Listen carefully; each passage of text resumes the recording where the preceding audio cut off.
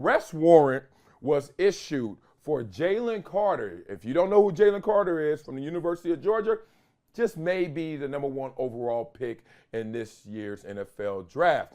Athens Clarke County Police Department announced yesterday Jalen Carter will be charged with 2 misdemeanor counts of reckless driving and racing. The charges stem from an alleged role in a car crash that killed his teammate Devin Willock and a staffer, Chandler LaCroix, in January. He says he's going to cooperate with police. There's no question he will be fully exonerated at the end of the process.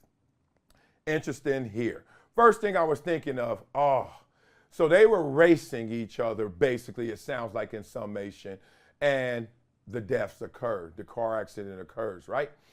Takes me back, because what this is on a macro level, and this is just after winning a national championship, y'all. Football players especially, but I think all of us, but football players especially, I want to talk to us.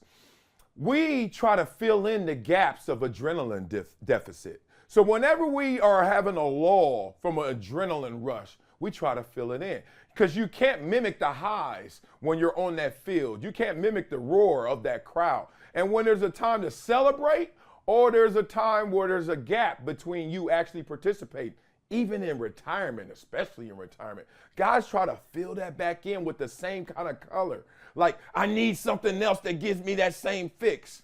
And drag racing becomes one of them. And you know me, I always raise my hand and show you my scars before I try to impress you with my achievements. My scars in this one is, I used to do this same exact thing.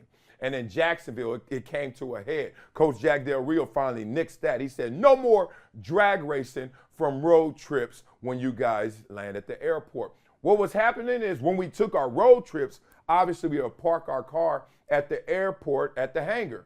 Once you do that, take your flight, go out there, win your game. Jacksonville, win or lose your game. We didn't always win our games. And then come back. Once you come back, you pumped up, especially if you won, celebrating. Guys like, all right, what we doing? Where we going? Let's do it. And these guys got all the cars, from Ferraris all down to Hemis. And you're 27 and you have $14 million in the bank, and you're going to get $14 million this year. Those guys, me included, all right, I beat you home. None of us live next to each other. None of us lived in the same house, obviously, but we're racing just to, in proximity, know who got there first. And we would do it week in, week out. Thankfully, not one car accident. Thankfully, not one incident that even came close to this. So the real conversation is, are we talking about Jalen Carter in terms of, is he a great guy who made a horrible mistake? Or is he a bad guy who made a horrible mistake? That's going to be for the evaluators in terms of where they're going to draft him at the top of this draft. But obviously, he's still going to get drafted because he's a tremendous football player being charged with 2 misdemeanors. Feels a little light, right? 2 misdemeanors for 2 deaths. But obviously, he didn't cause the accident, it sounds like.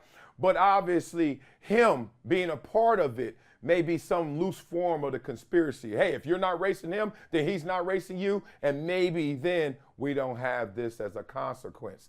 A lot of those things happen, man. A lot of us out there, my daughter, I tell her all the time, and thankfully so far so good.